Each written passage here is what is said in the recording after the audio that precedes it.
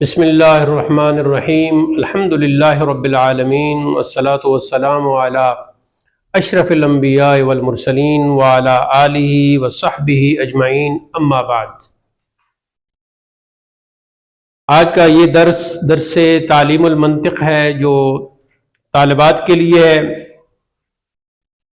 تو یہ پہلا درس ہے، اس کا نام بھی ہم رکھیں گے درس تعلیم المنطق۔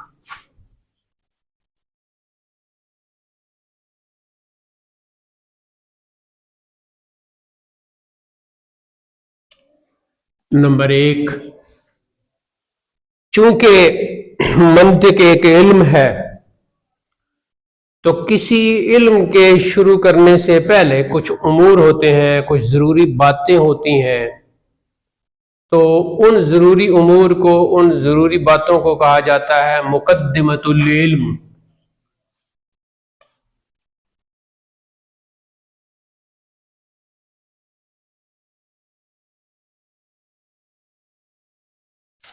مقدمۃ العلم میں ہم پہلے پڑھیں گے علم منطق کی تاریخ،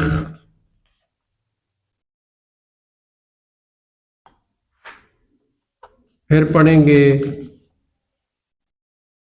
علم منطق کی تعریف، موضوع، غرض اور فائدہ۔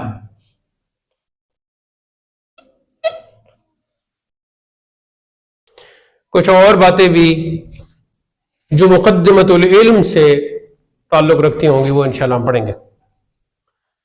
تو آغاز کرتے ہیں علم منطق کی تاریخ، جو پہلا ہمارا آج کا نقطہ ہے۔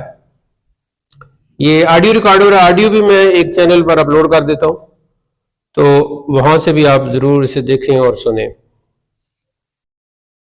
میں نے جو کچھ بھی لکھا ہے میں اس کا خلاصہ یہاں، آپ نے جو کچھ بھی ہے وہ ادھر نیچے لکھنا ہے، اور ایسے دائیں اور بائیں آپ لکیر کھینچ کے ایک جگہ بنا لیں جس میں آپ نے ضمنی باتیں لکھنی ہیں۔ جو اصل عنوان آ رہا ہوگا وہ تو آپ نے درمیان میں لکھنا ہے، لیکن جو ضمنی درمیان میں بات کر دیتا ہوں تو وہ رائٹ سائڈ پہ یا لیفٹ سائڈ پہ آپ نے لکھنی ہے۔ تو تاریخ کی جو پہلا نقطہ ہے علم منطق کی تاریخ، اوور لائن کر دیا کریں بعض الفاظ کو، تو اس طرح پھر ان کی اہمیت کا اندازہ ہوتا ہے۔ تاریخ کو بھی اوور لائن کر دیں، انڈر لائن بعض کرتے ہیں لیکن مجھے اوور لائن پسند ہے، اس میں ذرا واضح دکھتا ہے۔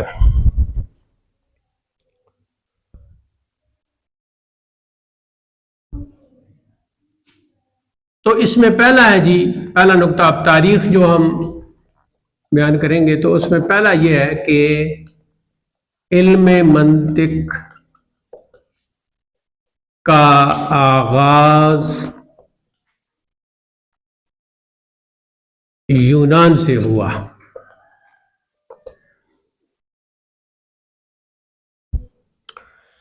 جس دور میں علم منطق کا یونان میں آغاز ہوا تو اس علم کو بہت ہی شہرت حاصل ہوئی، عروج حاصل ہوا، اور اہل علم نے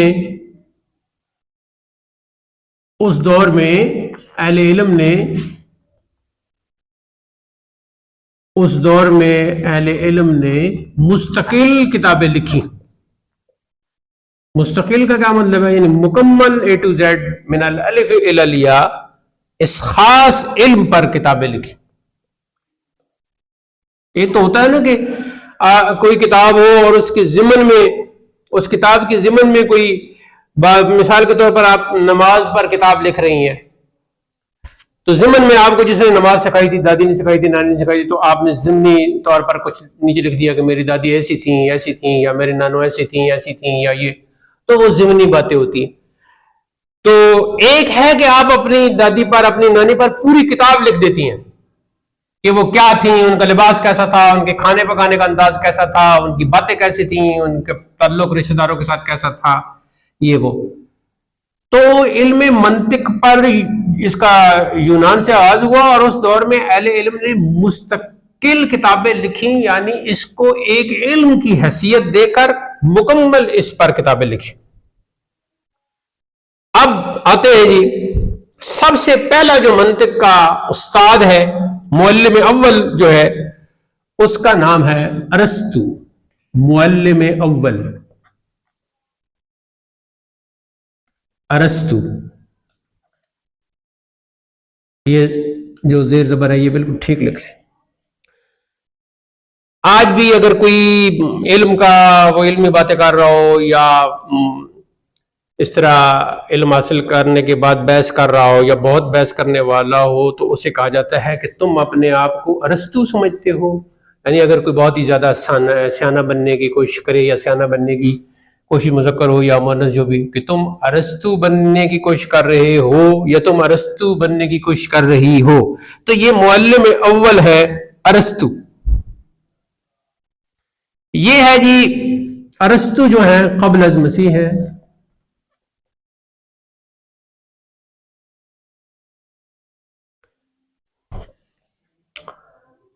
یہ مقدونیہ، آگے جا کر آپ کو یہ تمام الفاظ بھی آپ کے لیے آسان ہو جائیں گے جب آپ زیادہ۔ مقدونیہ ایک جگہ ہے، اس کے قریب سٹاگیرا یا سٹاچرو یہ دونوں نام ہیں، یا سٹاگیرا یا سٹاچرو جو مقدونیہ کے قریب ہے، وہاں پیدائش ہوئی معلم اول ارسطو کی۔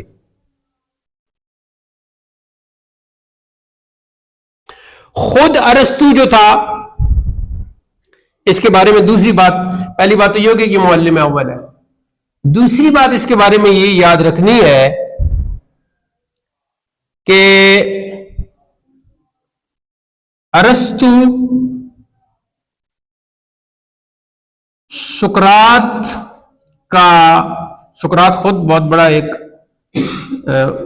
حکیم یعنی فلسفر گزرا ہے، تو ارسطو سقراط کا شاگرد تھا۔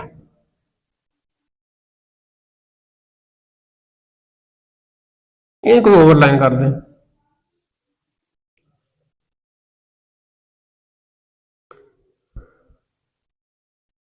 اور سقراط جو ہے، جبکہ سقراط فیثاغورس کے شاگردوں میں تھا،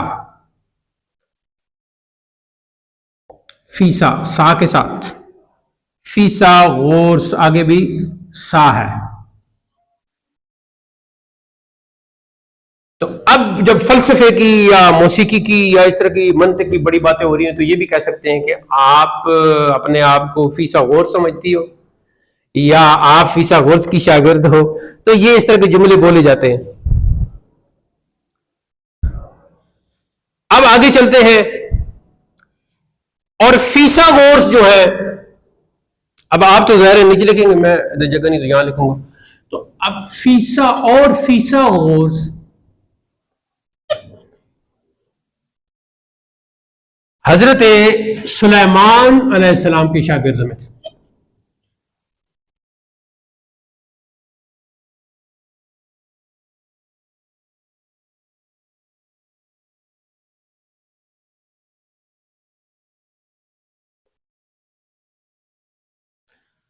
ارسطو شاگرد ہے سقراط کا، سقراط شاگرد ہے فیثاغورس کا، اور فیثاغورس شاگرد ہے حضرت سلیمان علیہ السلام کا۔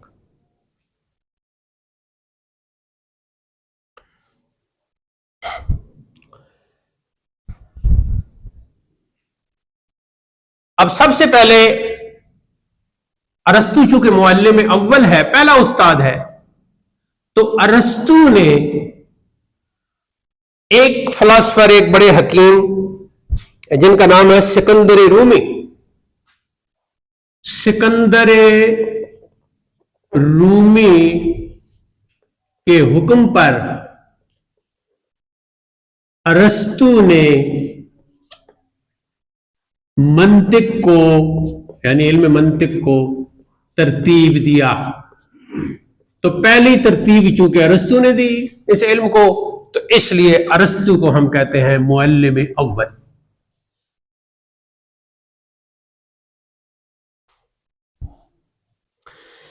جب ارسطو نے منطق پر کتاب ترتیب دی تو سکندر رومی نے وہ کتاب دیکھی، بہت خوش ہوا، اور یہ آپ اپنے لفظوں میں لکھ لیں تو سکندر رومی نے ارسطو کو 5 لاکھ دینار انعام کے طور پر دی. دینار اور درہم میں تو فرق آپ کو پتہ ہی ہوگا، کوئی طالبہ بتا سکتی ہیں؟ دیکھیں، ایک چاندی کا ہوتا ہے، ایک سونے کا ہوتا ہے، تو کوئی تکا لگائیں. دینار چاندی کا ہوتا ہے یا سونے کا؟ سونے کا ہوتا ہے. تو 5 لاکھ دینار انعام دیا سکندر رومی نے ارسطو کو منطق ترتیب دینے پر. پھر اس نے ہر سال کے لیے 1,20,000 دینار مقرر کر دیے. اچھا، یہ جو ارسطو تھا یہ فلاسفر تو تھا ہی، حکیم جو ہے نا فلاسفر کو کہتے ہیں. یہ جو ہم لوکل پنجابی میں یہ طبیب جو ہوتا ہے دوائیں بیچنے والے ان کو بھی ہم حکیم کہہ دیتے ہیں، وہ ہمارا لوکل سٹائل ہے، ہم اس میں بولتے ہیں. حکیم کا جو معنی ہے حکمت والا، اور حکمت کہتے ہیں فلسفہ کو. جیسے کہ آپ آگے جا کے کتاب پڑھیں گی فلسفہ کی جو آپ کے کورس میں شامل ہے، تو اس میں ہدایت الحکمہ وغیرہ بھی ہے، میبزی ہے، اور اس طرح کی فلسفہ کی کتابیں ہیں. آگے جا کر اگر آپ کا ٹیسٹ ہوا تو آپ کو اور کتابیں بتائی جائیں گی، آپ خود پڑھ سکتی ہیں. تو یہ اپنے خاص انداز سے عبادت بھی کرتا تھا. اس وقت جو بھی عبادت کا طریقہ کار تھا، اللہ کی توحید کا پکا یہ اقرار کرنے والا تھا. اور ایک اور خاص بات اس کی یہ تھی کہ وہ یہ بات مانتا تھا کہ یہ جو جہان ہے یہ فنا ہونے والا ہے، حادث ہونے والا ہے. تو اس اعتبار سے اس کا عقیدہ جو ہے وہ کافی حد تک درست تھا. تو یہ ہے جی معلم اول ارسطو.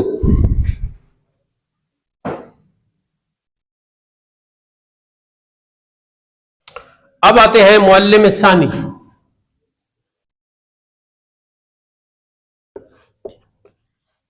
آپ اسے معلم دوم بھی لکھ سکتے ہیں. وہ ہے فارابی.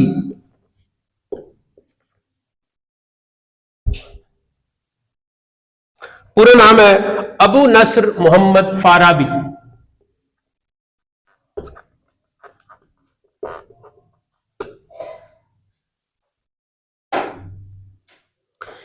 ترکستان میں فاراب کے مقام پر ابو نصر محمد فارابی پیدا ہوئے.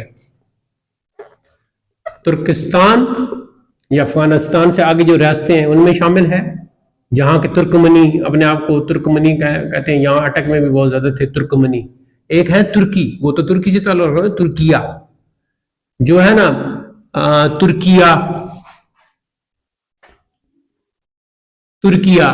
ترکیہ کے جو رہنے والے ہیں ان کو ہم کہتے ہیں ترکی. لیکن جو ترکستان کے رہنے والے ہیں یا ترکمانستان کے رہنے والے ہیں تو انہیں ہم ترکمنی کہہ دیتے ہیں. وہاں ترکستان کا علاقہ ہے فاراب، تو وہاں پیدا ہوئے ابو نصر محمد فارابی. تو اپنے گاؤں کی نسبت سے ہی پھر وہ فارابی زیادہ مشہور ہو گئے. ان کو غالباً علامہ اقبال نے ایک جگہ فاریابی بھی کہہ دیا، لیکن یہ فارابی درست ہے، فاریابی درست نہیں. اور اس کے بعد یہ دمشق چلے گئے، اور دمشق شام کا جو دارالخلافہ ہے. دمشق، اس کو دمشق نہیں پڑھنا، دال کی نیچے زیر ہے. دمشق شام کا دارالخلافہ. دمشق میں وفات پائی. یہ عرب کے بہت بڑے فلاسفہ میں تھے. بغداد میں انہوں نے پڑھا تھا، وہاں ان کی پرورش ہوئی تھی. حران ایک علاقہ ہے، بغداد اور حران 2016 میں ہماری حاضری ہوئی تھی بغداد شریف میں، تو ایران اور عراق کی زیارتیں سب کی تھی۔ اس کے بعد یہ شام کا علاقہ ہے حلب،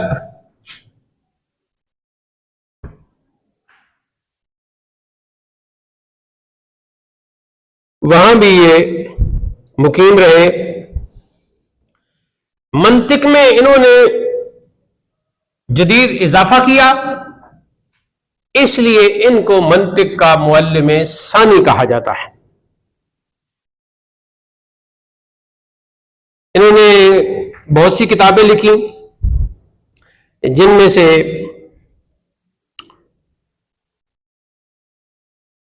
کتابیں جو ہے نا ان کی، ان میں سے ایک دو کا آپ نام لکھ لیں۔ پہلے نمبر پر ہے مقالۃ فی العقل، مقالۃ فی العقل، یہ عقل کے بارے میں انہوں نے مقالہ لکھا ہے۔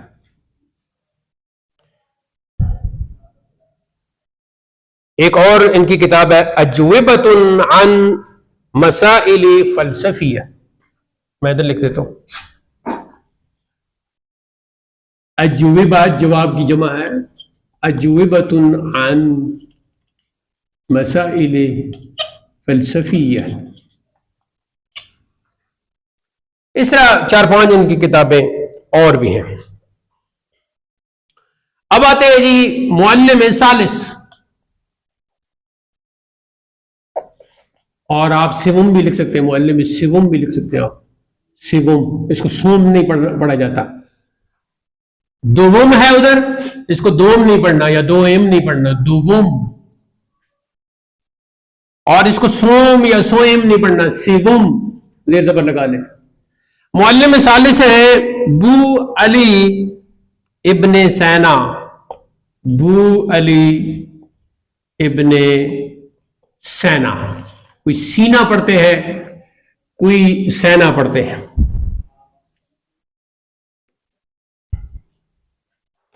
یہ بخارا کے قریب، یہ جو افغانستان میں آتا ہے، بخارا کے قریب خشنا ایک مقام ہے، بخارا کے قریب خشنا ایک مقام ہے، وہاں یہ پیدا ہوئے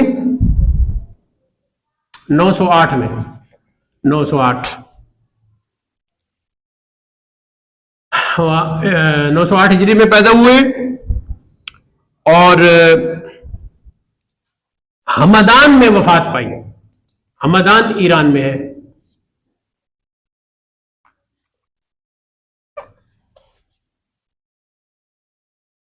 یہ بھی بہت بڑے فلسفی تھے، بہت بڑے حکیم، بہت بڑے فلسفی، بہت بڑے مفکر، بہت بڑے ریاضی دان، اور بہت بڑے طبیب بھی تھے، یعنی جو طبیب جنہیں ہم لوکل لینگویج میں حکیم کہہ دیتے ہیں نا، دوائیں دینے والے، دوائیں بنا، وہ طبیب بھی تھے۔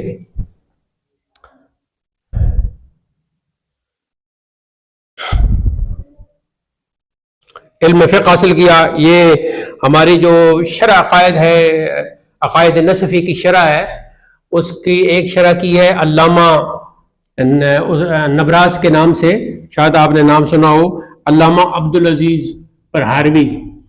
علامہ یہ ادھر ملتان کے قریب تھے، علامہ عبدالعزیز پرہاروی علیہ رحمت، انہوں نے ان نبراس کے نام سے شرح کی ہے، شرح العقائد النصفی کی۔ میرے خیال میں اس کا متن آپ کے نصاب میں شامل ہے، تو اس کی شرح کی ہے امام تفتزانی نے، اور امام تفتزانی کی پھر مزید شرح پر انہوں نے کی علامہ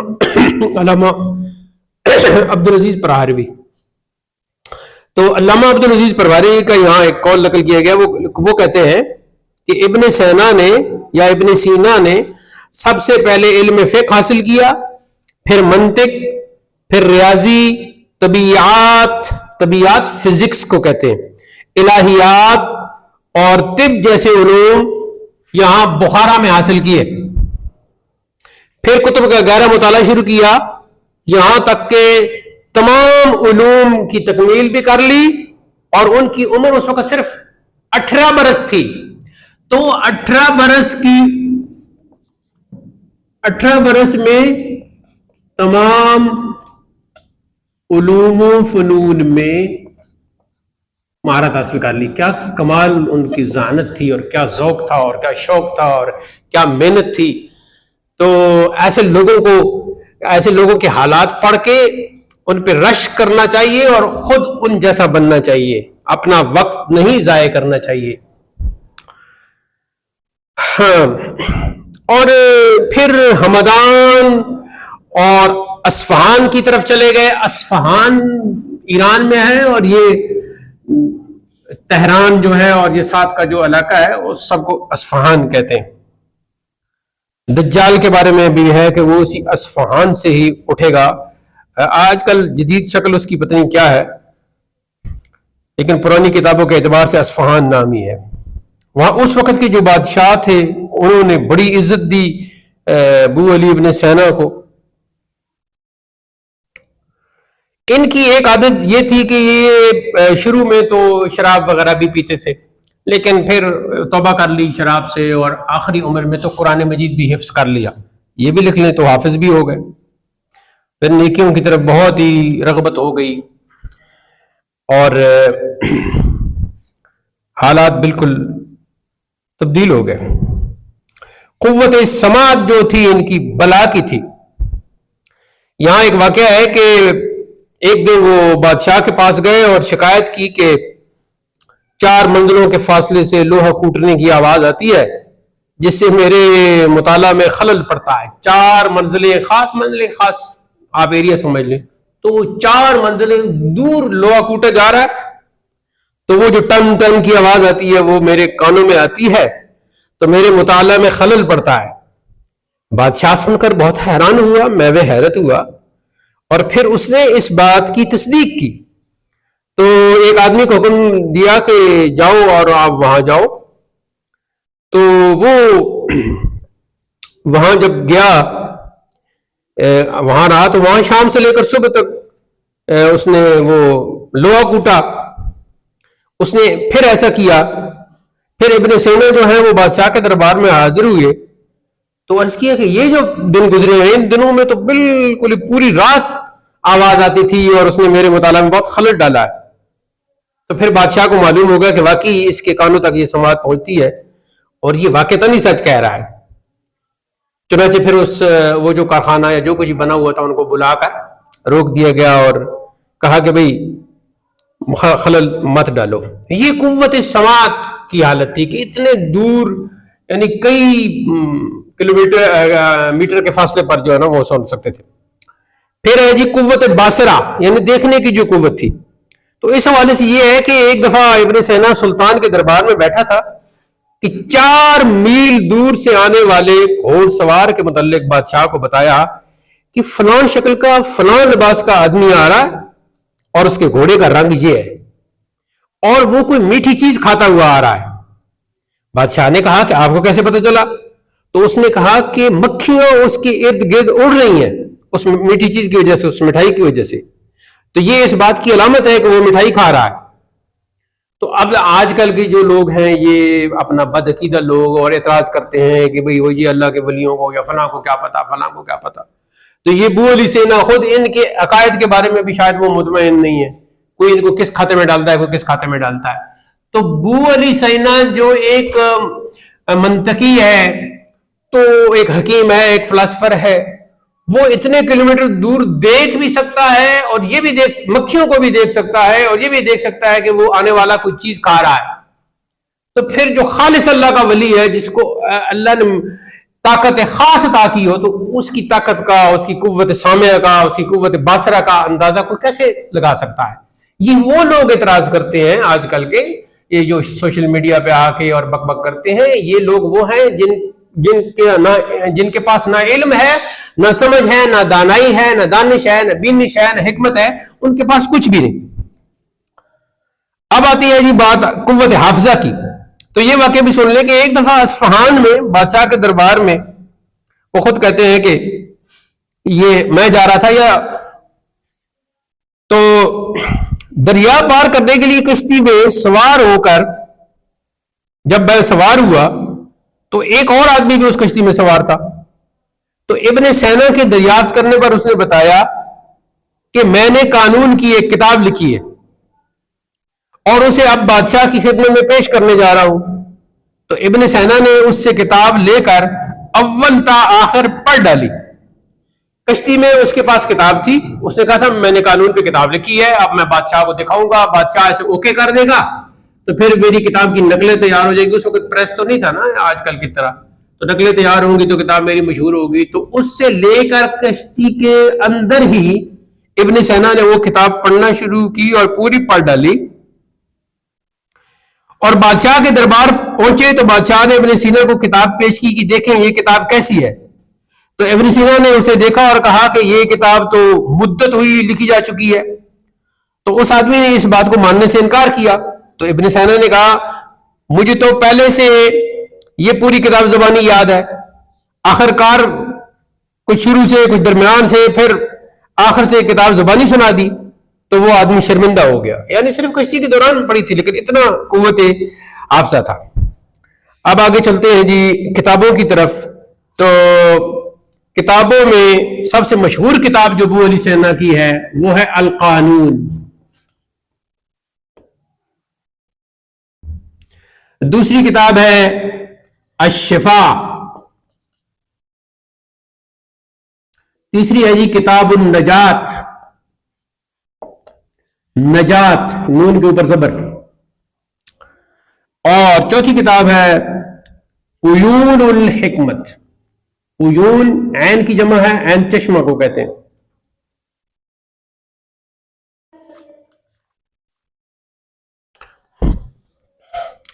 یہ تین بڑے معلم ہیں, معلم اول ارسطو, معلم ثانی فارابی اور معلم ثالث ابو علی سینا یا ابو علی سینا, جنہوں نے اپنے دور میں منطق کو اس میں اضافہ کیا. ارسطو نے مرتب کیا, فارابی نے اس میں اضافہ کیا اور اس میں خوبصورتی لائے, اور پھر ابو علی سینا نے اور اس میں اضافہ کیا. چوتھے نمبر پر معلم رابع جو ہیں وہ ہمارے ہندوستان کے ہیں علامہ فضل حق خیرآبادی, جنہیں معلم رابع کہا جاتا ہے. معلم رابع, اور یہاں آپ چہاروں